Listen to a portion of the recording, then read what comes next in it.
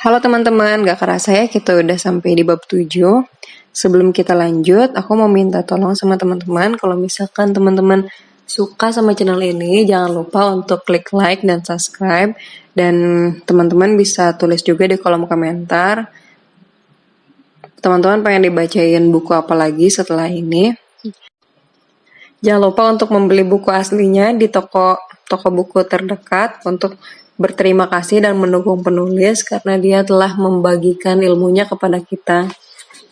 Dan ayo kita lanjut di bab 7, buku Atomic Habit, perubahan kecil yang memberikan hasil luar biasa, cara mudah dan terbukti untuk membentuk kebiasaan baik dan menghilangkan kebiasaan buruk dari James Clear. Bab 7, rahasia pengendalian diri. Pada 1971, ketika Perang Vietnam memasuki tahun ke-16-nya, anggota Kongres Robert Steele dari Connecticut dan Morgan Murphy dari Illinois menyampaikan temuan yang membuat publik Amerika terenyak. Ketika menjenguk tentara di sana, mereka mendapati bahwa lebih dari 15% tentara Amerika yang ditempatkan di sana kecanduan heroin. Penelitian lanjutan mengungkapkan bahwa 35% peserta tugas militer di Vietnam telah mencoba heroin dan sebanyak 20% mengalami ketergantungan. Masalahnya ternyata lebih buruk daripada yang terpikir semula. Temuan itu menimbulkan kehebohan di Washington, termasuk pembentukan Special Action Office of Drug Abuse Prevention yang dipimpin langsung oleh Presiden Nixon untuk memasyarakatkan pencegahan dan rehabilitasi serta melacak anggota tentara yang ketagihan sewaktu mereka pulang. Lee Robbins adalah salah seorang peneliti yang ditugasi. Dalam temuan yang secara penuh mengubah keyakinan terdahulu tentang ketagihan, Robbins mendapati bahwa ketika tentara yang menjadi pengguna heroin pulang, hanya 5% yang kembali menjadi ketagihan dalam waktu 1 tahun. Dan hanya 12% yang menjadi ketagihan dalam 3 tahun. Dengan kata lain, kira-kira 9 dari 10 tentara yang memakai heroin di Vietnam meninggalkan ketergantungan hampir dalam seketika. Temuan ini bertolak belakang dengan pandangan banyak orang pada masa itu, yang menganggap ketagihan heroin bersifat permanen dan tidak dapat dipulihkan. Sebaliknya, Robbins mengungkapkan bahwa ketagihan dapat hilang secara spontan kalau ada perubahan radikal dalam lingkungan yang bersangkutan. Di Vietnam, tentara menjalani hari bersama petunjuk-petunjuk yang memicu pemakaian heroin. Barang itu mudah didapatkan, mereka terus berada dalam suasana perang yang memicu stres. Mereka berteman dan bergaul dengan sesama tentara yang juga pengguna heroin, dan mereka ribuan kilometer jauhnya dari rumah.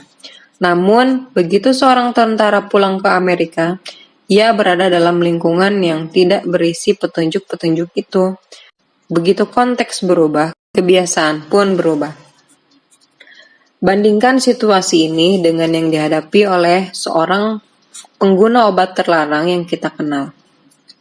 Seseorang menjadi pecandu di rumah atau ketika bersama teman, pergi ke klinik untuk dibersihkan, yang menjauhkan mereka dari semua rangsangan lingkungan yang mendukung kebiasaan tersebut, tapi lalu pulang ke tempat yang sama, lengkap dengan petunjuk-petunjuk yang sama seperti yang dulu justru menjadikan mereka ketagihan. Tak mengherankan jika biasanya Anda mendapatkan angka-angka yang sangat bertolak belakang dari kajian terkait Vietnam. Umumnya 90% pengguna heroin menjadi ketagihan lagi begitu pulang dari panti rehabilitasi. Kajian-kajian terkait Vietnam berlawanan dengan banyak keyakinan kultural kita tentang kebiasaan buruk karena bertentangan dengan asosiasi konvensional bahwa perilaku tidak sehat adalah kelemahan moral. Bila Anda kelebihan berat badan, perokok, atau pecandu, seumur hidup Anda diberitahu bahwa itu karena Anda tidak memiliki kendali diri. Bahkan mungkin karena Anda orang yang tidak baik. Gagasan bahwa sedikit pendisiplinan akan memecahkan semua masalah sudah tertanam mendalam di kebudayaan kita. Namun, penelitian belum lama ini menunjukkan suatu yang berbeda. Ketika ilmuwan menganalisis orang-orang yang terkesan memiliki kendali diri istimewa, ternyata orang-orang ini sama sekali tidak berbeda dari mereka yang bermasalah. Sebaliknya, orang-orang yang didisiplinkan lebih baik dalam menata hidup mereka sedemikian sehingga tidak memerlukan kemauan dan kendali diri yang heroik. Dengan kata lain, mereka menghabiskan lebih sedikit waktu dalam situasi-situasi yang menggoda. Orang dengan kendali diri paling baik biasanya adalah orang yang paling tidak perlu menggunakannya. Lebih mudah menerapkan kendali diri ketika Anda tidak harus terlalu sering menggunakannya. Jadi, betul ketekunan, tekad, dan kemauan sangatlah penting untuk kesuksesan. Tapi cara meningkatkan kualitas-kualitas ini bukanlah dengan menuntut agar Anda menjadi orang yang lebih disiplin, melainkan dengan menciptakan lingkungan yang lebih disiplin. Gagasan yang kontraintuitif ini bahkan lebih masuk akal lagi begitu Anda memahami apa yang terjadi ketika sesuatu kebiasaan terbentuk dalam otak. Kebiasaan yang telah terprogram dalam pikiran siap digunakan setiap kali situasi yang relevan muncul. Ketika Patty Olwell, terapis dari Austin, Texas, mulai merokok, ia sering menyulut rokok sewaktu sedang berkuda bersama seorang teman. Akhirnya, ia berhenti merokok dan menghindarinya selama bertahun-tahun. Ia juga berhenti berkuda, berpuluh-puluh tahun kemudian ia naik ke punggung kuda lagi dan tiba-tiba ingin sekali merokok. Sesuatu yang baru pertama kali itu ia rasakan. Ternyata petunjuk untuk merokok masih tertanam. Ia hanya tidak memberikan situasi yang sesuai untuk waktu yang lama. Begitu suatu kebiasaan telah terprogram, dorongan untuk melakukannya muncul setiap kali lingkungan yang sesuai untuk petunjuknya muncul kembali. Ini satu alasan teknik-teknik perubahan perilaku bisa menjadi senjata makan tuan. Mempermalukan pengidap obesitas dengan presentasi cara menurunkan berat badan bisa membuat mereka merasa stres. Dan alhasil, banyak orang kembali ke strategi perlawanan yang mereka sukai, makan berlebihan. Memperlihatkan gambar paru yang terbakar kepada perokok justru meningkatkan kecemasan dan mendorong banyak orang terdorong untuk mengambil rokok dan menyulutnya. Bila tidak berhati-hati dengan petunjuk, Anda bisa merangsang perilaku yang justru ingin Anda hentikan. Kebiasaan buruk bersifat autokatalitis. Proses yang mengumpan diri sendiri. Kebiasaan ini memperkuat perasaan-perasaan yang justru ingin dihilangkan. Ketika merasa galau, Anda makan penganan yang tidak sehat. Karena makan penganan yang tidak sehat, Anda menjadi galau.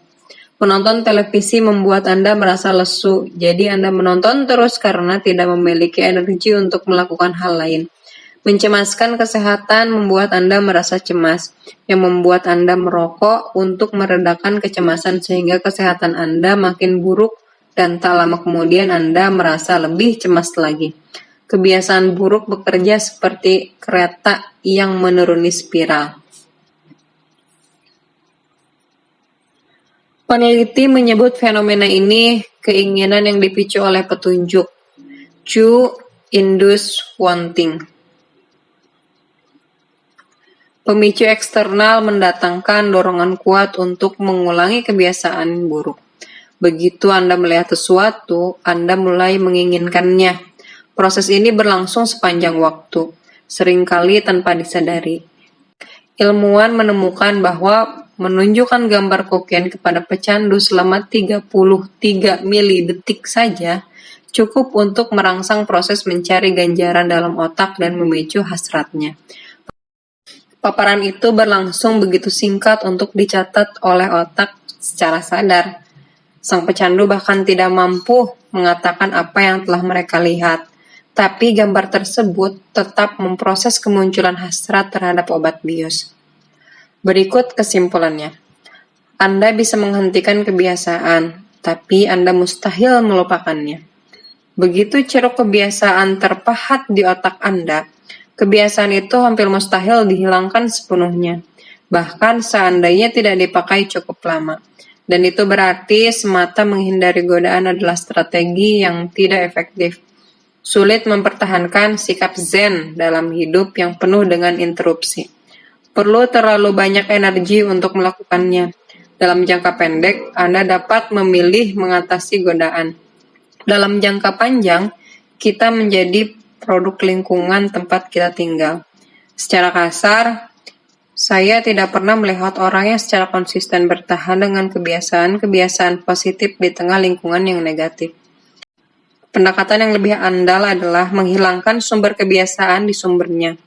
Salah satu cara paling praktis untuk menghilangkan kebiasaan buruk adalah mengurangi kehadiran di lingkungan dengan petunjuk-petunjuk yang menyebabkannya.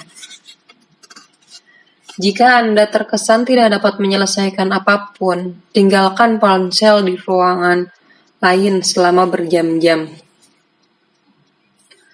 Jika Anda terus merasa bahwa Anda tidak cukup sukses, berhenti mengikuti akun-akun media sosial yang memicu kecemburuan dan rasa iri. Jika Anda menghabiskan terlalu banyak waktu untuk menonton televisi, pindahkan pesawat televisi dari kamar tidur. Jika Anda menghabiskan terlalu banyak uang untuk alat-alat elektronik, berhentilah membaca ulasan tentang produk teknologi terbaru. Jika Anda terlalu banyak bermain video game, copot kabel konsol dan simpan di lemari setelah dipakai. Praktik ini merupakan kebalikan dari kaidah pertama, perubahan perilaku. Sebagai ganti menjadikannya terlihat, Anda dapat menjadikannya tak terlihat. Saya sering dikejutkan oleh betapa efektif perubahan-perubahan sederhana seperti ini bisa efektif. Hilangkan petunjuk, maka kebiasaan seringkali hilang seluruhnya. Kendali diri adalah strategi jangka pendek, bukan jangka panjang. 1-2 kali Anda mungkin bisa menolak godaan, tapi mustahil Anda dapat mempertahankan kemauan mengatasi hasrat Anda sepanjang waktu. Daripada mengarahkan kemauan kuat baru, setiap kali ingin melakukan hal yang benar, energi Anda lebih baik dikerahkan untuk mengoptimalkan lingkungan. Ini rahasia pengendalian diri.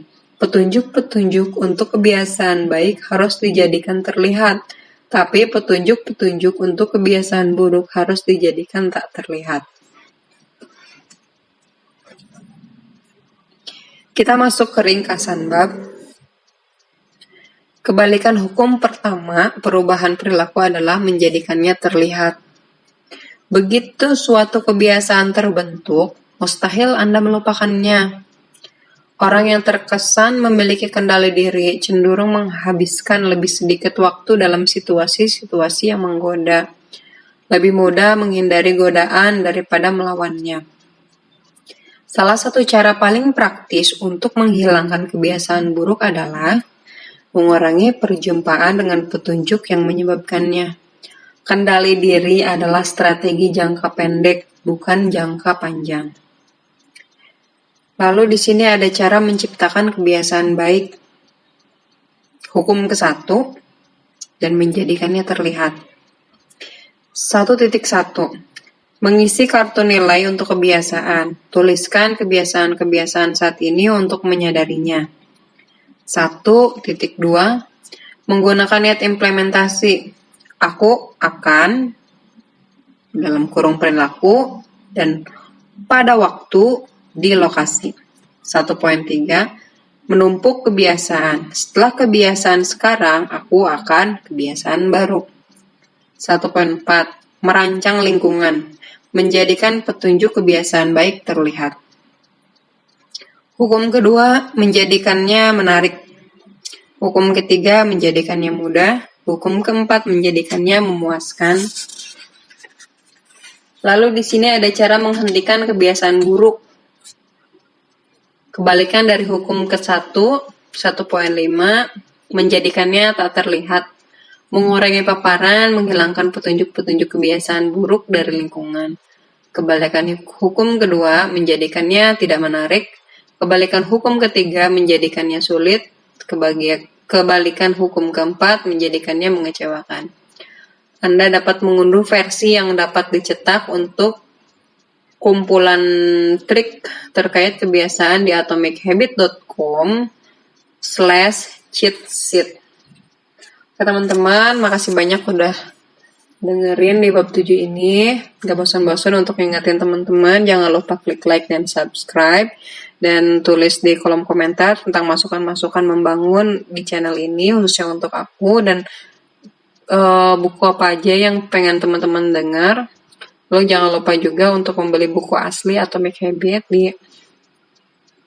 toko-toko buku terdekat.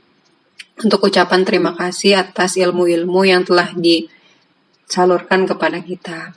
Makasih banyak. Assalamualaikum.